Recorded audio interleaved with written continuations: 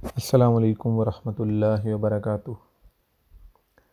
इहदिना के प्लेटफॉर्म से आज हम आयोफ़ी का शरिया स्टैंडर्ड नंबर 13 जो मुदारबा के ऊपर है उसको डिस्कस करने जा रहे हैं। जैसा कि आप सब जानते हैं कि आयोफ़ी ने तकरीबन 60 के करीब मुख्तलिफ़ शरिया स्टैंडर्ड्स इशू किए हैं, जिनमें से चंद स्टैंडर्ड्स ऐसे हैं जिसको स्टेट बैंक ऑफ पाकिस्तान ने भी अडॉप्ट किया है। अब एसवीपी की अडॉप्शन इस तरह से होती है कि कुछ स्टैंडर्ड्स को वो एज़ इट इज़ अडॉप्ट करता है और कुछ स्टैंडर्ड्स को विद सम मॉडिफिकेशंस या अमेंडमेंट्स अडॉप्ट किया जाता है। तो अब तक स्टेट बैंक ऑफ पाकिस्तान तकरीबन 15 शरिया स्टैंडर्ड्स अडॉप्ट कर चुका है, जिनमें से मुदारबा का जो शरिया स्टैंडर्ड है आयोफ़ी का वो एज़ इट इज़ यानी उसकी जो करंट फॉर्म है आयोफ़ी वाली बिल्कुल वैसे ही अडॉप्ट किया गया है। और ये standard state bank of Pakistan ने जनवरी 2010 में अडॉप्ट किया था। इस स्टैंडर्ड को डिस्कस करने से पहले मैं अपना मुख्तसर तारुफ़ भी आप हज़रात के सामने रख दूँ।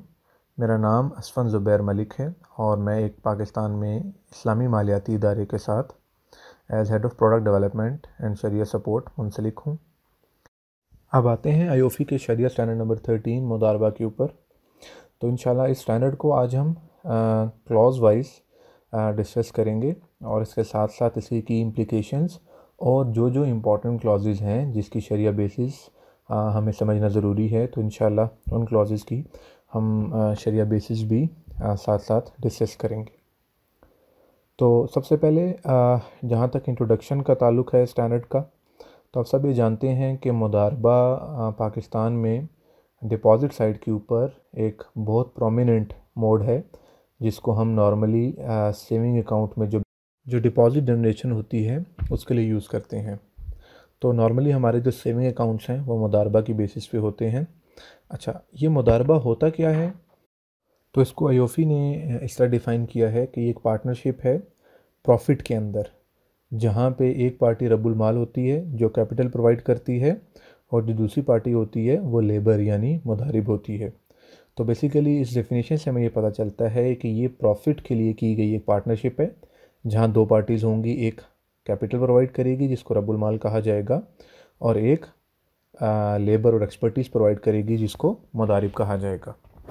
अच्छा, मुदारबा की शरिया बेसिस को अगर हम देखें तो मुदारबा की जो परमिसिबिलिटी है that is driven from Quran, सुन्ना एंड इजमा। यानी कुरान से भी हमें इसकी बेसिस मिलती हैं, कुछ अहादीस और सुन्ना से भी इसकी बेसिस हमें मिलती हैं और इसी तरह इजमा भी इसकी बेसिस ऑफ परमिसिबिलिटी है।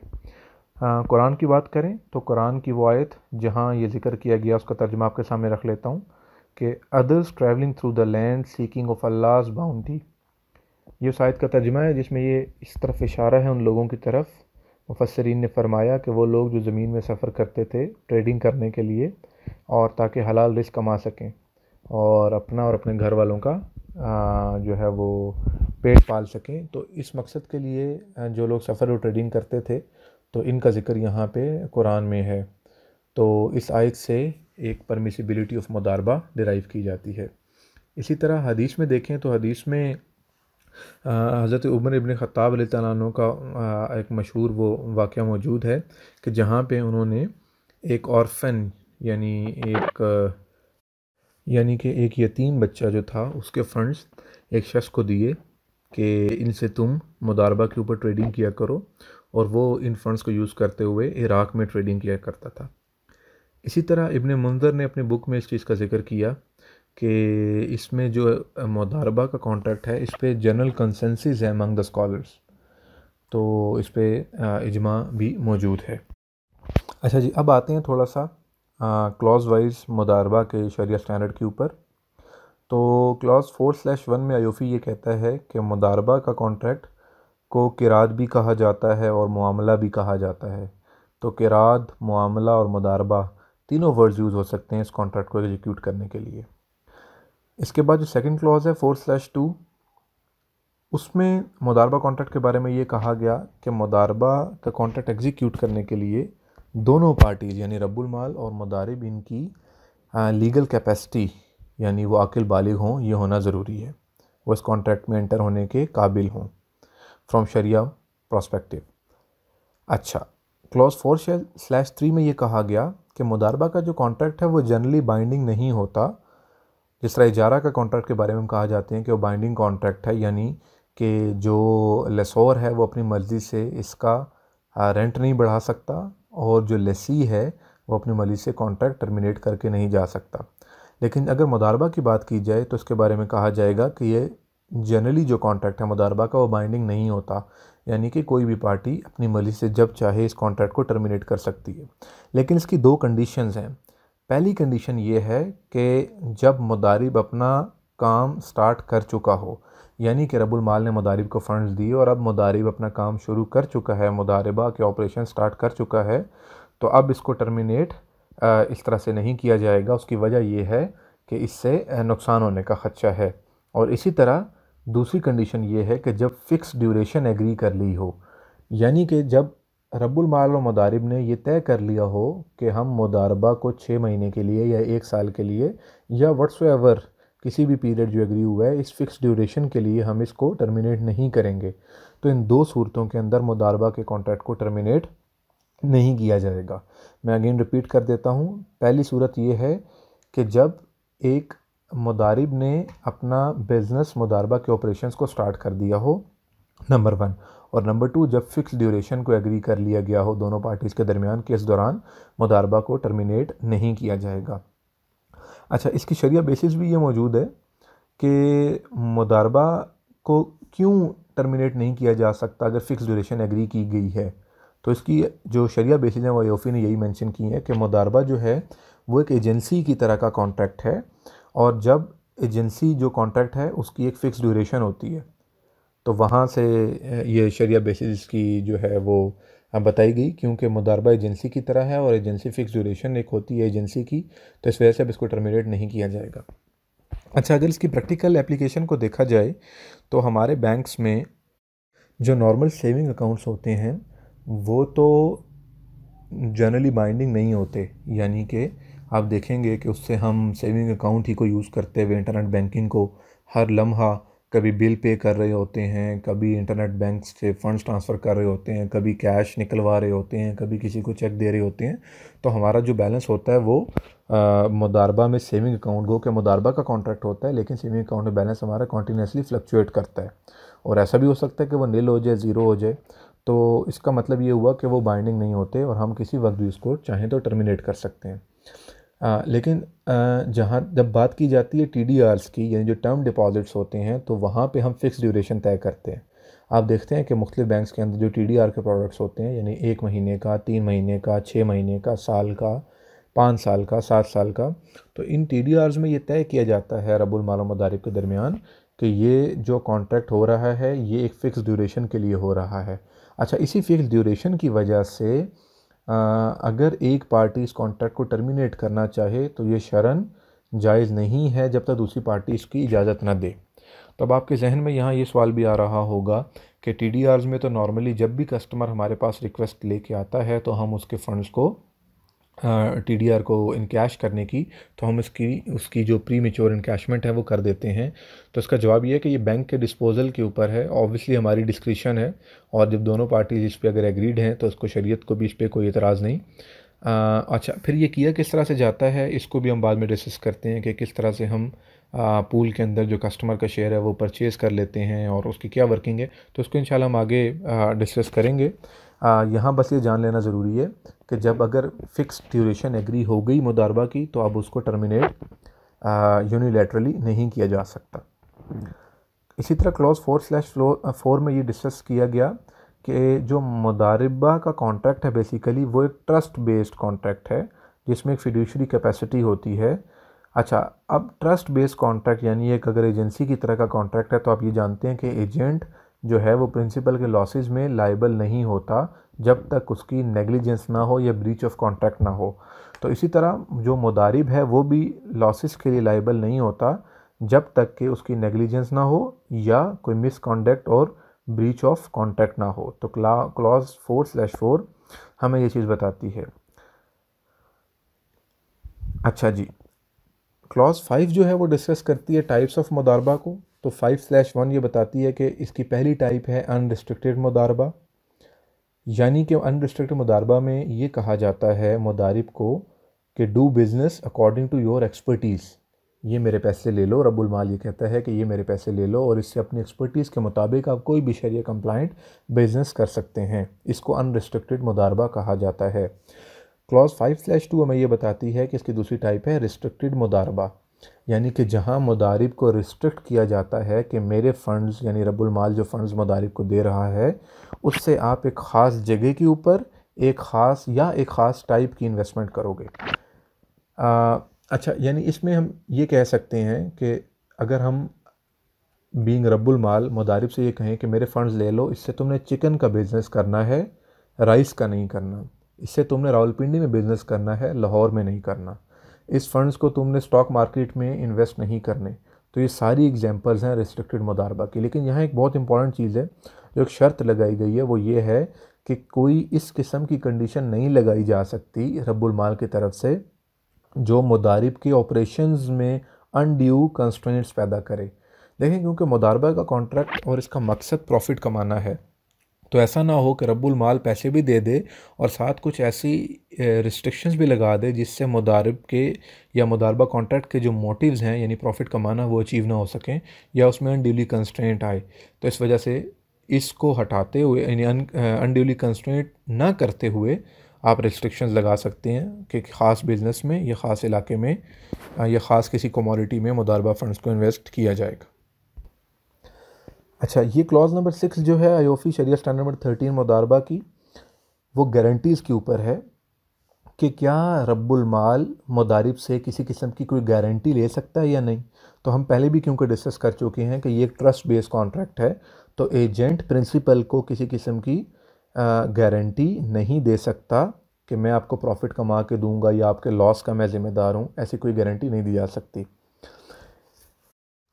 तो क्लॉज 6 जो है वो भी यही चीज़ डिस्कस कर रही है कि गारंटी जो है वो सिर्फ इन्फोर्सेबल होगी इन केस ऑफ मिसकॉन्डक्ट या नेग्लिजेंस या ब्रीच ऑफ कॉन्ट्रैक्ट मुदारिब की तरफ से अगर हो। इसके अलावा गारंटीज़ लेना परमिसिबल नहीं है और वो इन्फोर्सेबल नहीं हो सकती। यानी कि मुदारिब से रब्बुल माल गारंटी ले सकता है, लेकिन वो गारंटी किस सूरत में होगी कि अगर मुदारिब की वजह से जो लॉस है वो मुदारिब के मिसकॉन्डक्ट की वजह से हो या नेग्लिजेंस की वजह से हो या ब्रीच ऑफ कॉन्ट्रैक्ट की वजह से हो, तो तब वो गारंटी इन्फोर्सेबल होगी, वरना वो गारंटी नहीं इन्फोर्सेबल हो सकती। अब ये क्लॉज नंबर 7 जो है ये मुदारबा के कैपिटल को एड्रेस करती है। तो 7/1 क्लॉज ये कह रही है कि मुदारबा का जो कैपिटल है वो कैश की शक्ल में भी हो सकता है जो कि प्रेफरेबल है, और ये कोई टेंजिबल एसेट भी हो सकता है, यानी कि कोई ऐसा एसेट जो टेंजिबल हो और उसकी वैल्यू जो है वो मुदारबा की कंट्रीब्यूशन कंसीडर की जाएगी। मुदारबा का कैपिटल टेंजिबल एसेट की शक्ल में होने की जो शरिया बेसिस हैं वो ये हैं कि ऑब्जेक्टिव ऑफ मुदारबा जो हम डिस्कस कर चुके हैं वो ये कि प्रॉफिट कमाया जाए, और ये ऑब्जेक्टिव अचीव हो सकता है चाहे कंट्रीब्यूशन कैश की शक्ल में हो या टेंजिबल एसेट की शक्ल में हो। तो ये इसकी शरिया बेसिस है।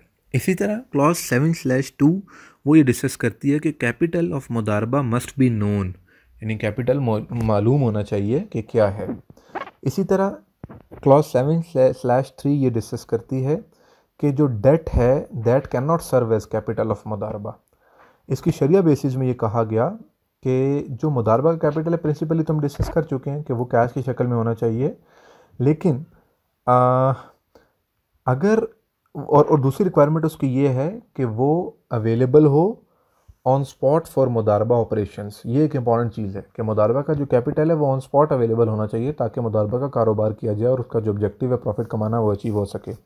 लेकिन आईओफी की शरिया बेसिस में ये कहा गया कि जो डेट है वो इस रिक्वायरमेंट को पूरा नहीं करता, कि ऑब्वियसली उस कर्ज़ को फ़ौरन से यूज़ करके मुदारबा के ऑपरेशंस में यूटिलाइज़ नहीं किया जा सकता। एक तो ये वजह है। दूसरी वजह इसमें ये भी की गई है कि ये this could involve potential Riba, इसमें रिबा का ख़तरा हो सकता है।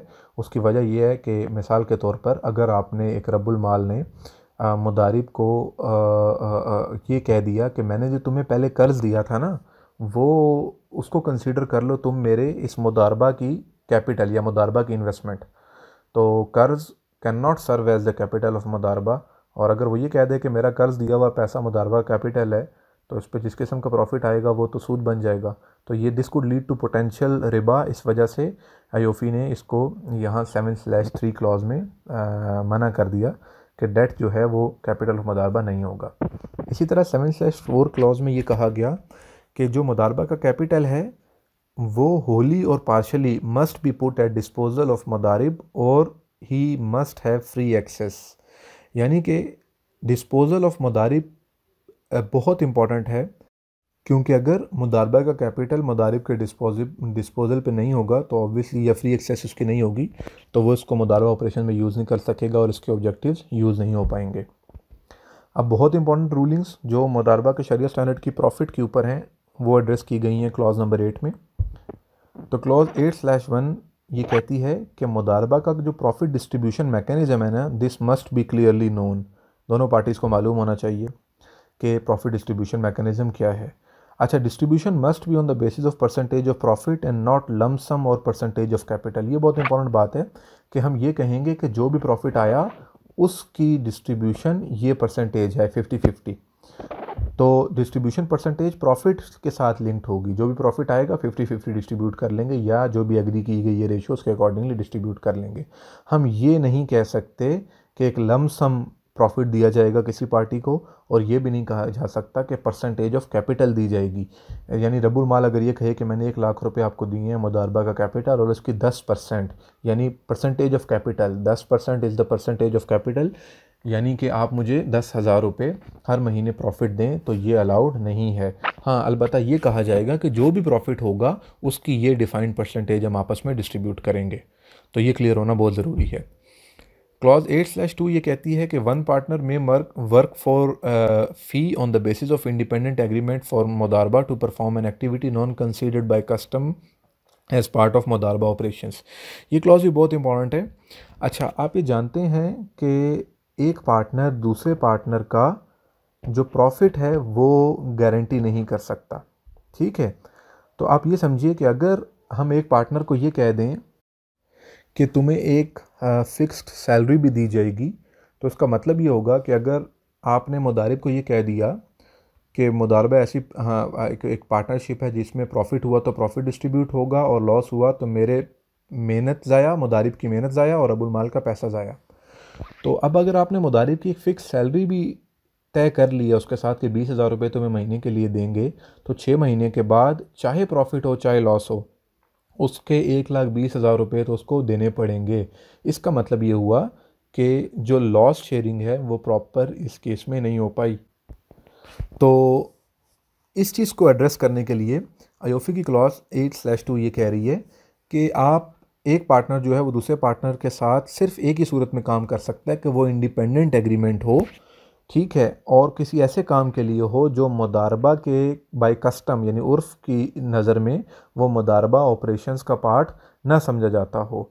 अदरवाइज़ किसी फ़ी के ऊपर मुदारिब का रब्बुल माल के लिए या एक पार्टनर का दूसरे पार्टनर के लिए काम करना इसको अलाउ नहीं किया गया। और इसकी अगेन रीज़न वही है कि ये इसका मतलब ये होगा कि प्रॉफिट हो जाए या लॉस हो जाए तो उसको तो एक फ़िक्स फ़ी मिल जाएगी ऑलरेडी, तो ये प्रॉफिट और लॉस शेयरिंग नहीं हो पाएगी इन एसेंस।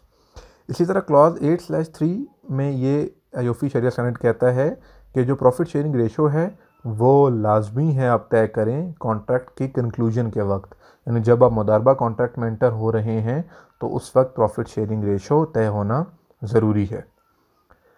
क्लॉज 8/4 ये कहती है कि अगर प्रॉफिट शेयरिंग रेशो आपने तय नहीं की, किसी वजह से आप तय ना कर पाए या भूल गए या रह गई, तो फिर प्रॉफिट डिस्ट्रीब्यूशन किस तरह से होगी। तो ये क्लॉज ये कहती है कि इस सूरत के अंदर जो प्रॉफिट डिस्ट्रीब्यूशन है वो एज़ पर उर्फ होगी, यानी ये मार्केट प्रैक्टिस को देखा जाएगा, उर्फ को देखा जाएगा, उसके अकॉर्डिंगली मुदारिब और रब्बुल माल में प्रॉफिट डिस्ट्रीब्यूट कर दिया जाएगा।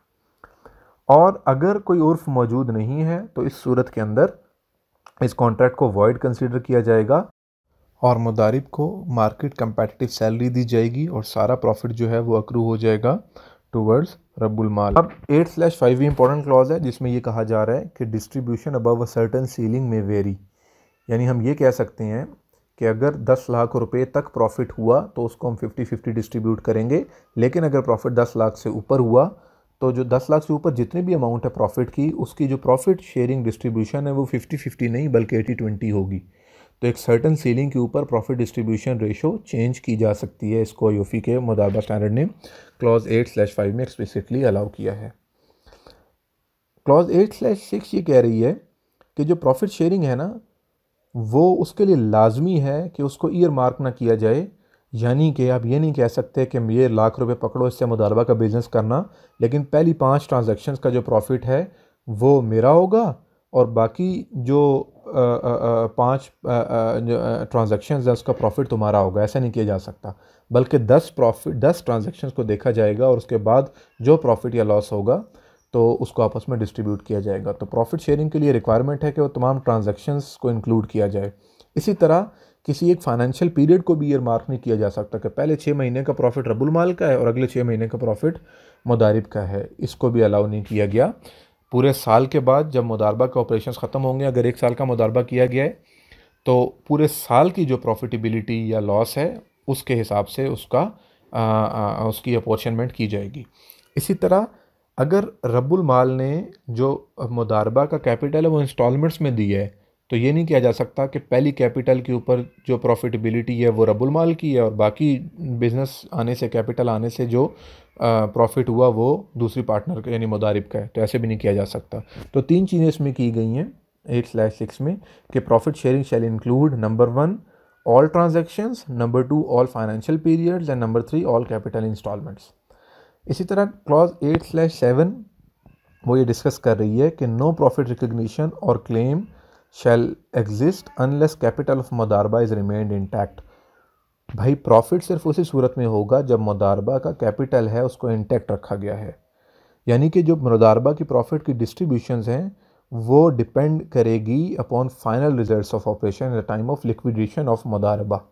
इसकी शरिया बेसिस भी वो हदीस है मशहूर जिसको बेहकी ने भी रिवायत किया है और यूफी शरीय स्टैंडर्ड से मौजूद है कि एक नमाजी जो है उसकी मिसाल उस बिज़नेस पर्सन की तरह की है कि जिसका प्रॉफिट तब तक एक्रू नहीं होता या प्रॉफिट उसे तब तक अर्न नहीं होता जब तक उसका कैपिटल वो महफूज ना हो जाए। इसी तरह इस हदीस में फरमाया गया कि नवाफिल जो हैं वो उस वक्त तक एक्सेप्टेबल नहीं होते जब तक फ़र्ज़ नमाज अदा ना कर दी जाए। तो यहाँ से मैं ये चीज़ पता चलती है कि प्रॉफिट सिर्फ ओवर एंड अबव कैपिटल होगा।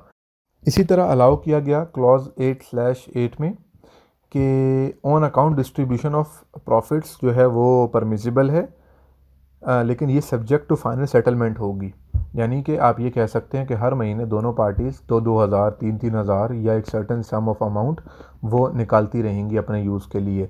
लेकिन ये 2-3 हज़ार रुपये जो लेते रहे हैं ये eight the time of final settlement यानी मेच्योरिटी ऑफ मुदारबा पे देखा जाएगा कि एक पार्टी ने अगर 50,000 रुपये प्रॉफिट उसका बनता था और वो 60,000 रुपये ले चुकी है तो उसको 10,000 वापस करना पड़ेगा।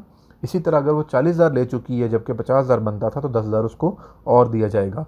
तो इसको on account distribution of profit बोलते हैं। तो ये अलाउड है कि आपने पैसे दिए और फिर मुदारबा में से प्रॉफिट लेना शुरू कर दिया जबकि आपको मालूम ही नहीं था कि actual profit at the end क्या है। वो जब आप क्लोज करेंगे मुदारबा को, मेच्योर करेंगे, लिक्विडेट करेंगे, तो उस वक्त आपको मालूम होगा और वो सब्जेक्ट टू फाइनल सेटलमेंट होगा। सो फाइनल सेटलमेंट होगी और प्रीवियस सारी जो है डिस्ट्रीब्यूशन वो उस टाइम कंसिडर की जाएगी।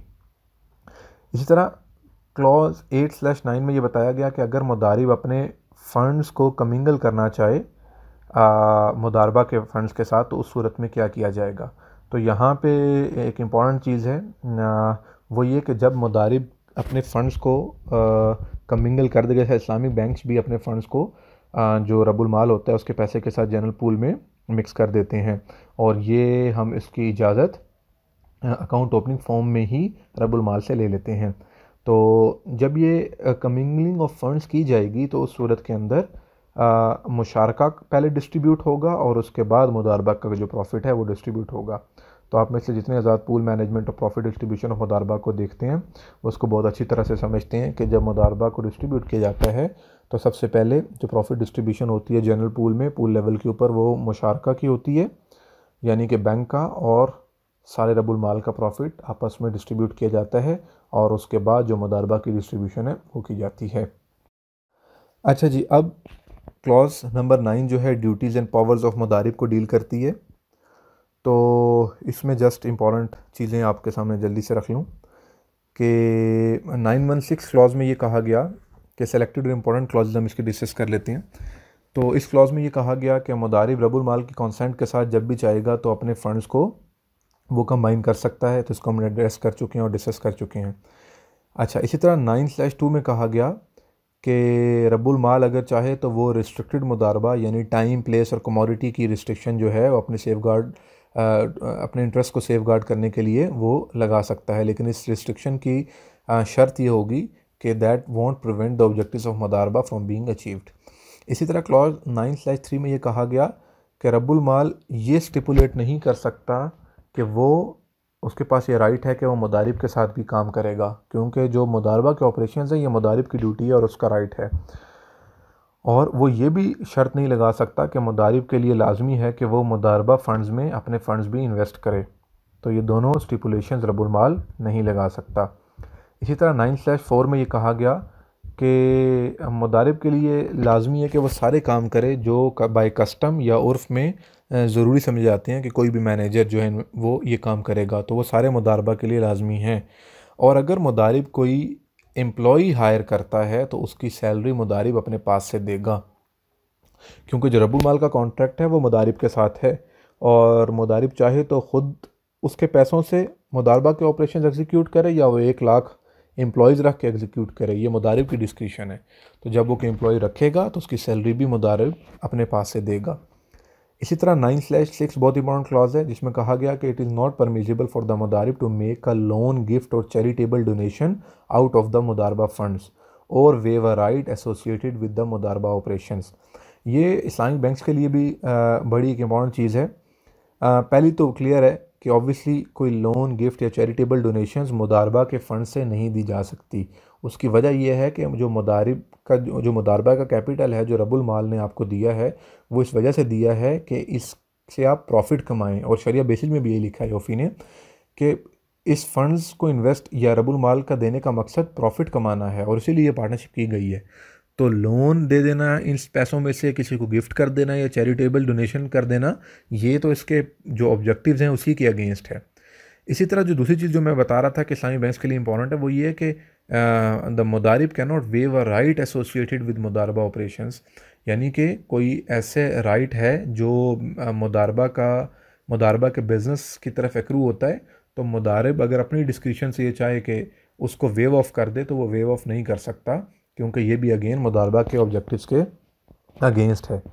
9/7 ये कहती है कि मुदारिब के पास ये राइट है कि वो लिविंग एक्सपेंसेस जो उर्फ से मुताबिकत रखते हों वो मुदारबा फंड से लेता रहे अगर इसको कैपिटल प्रोवाइडर या रब्बुल माल ने अप्रूव कर दिया हो।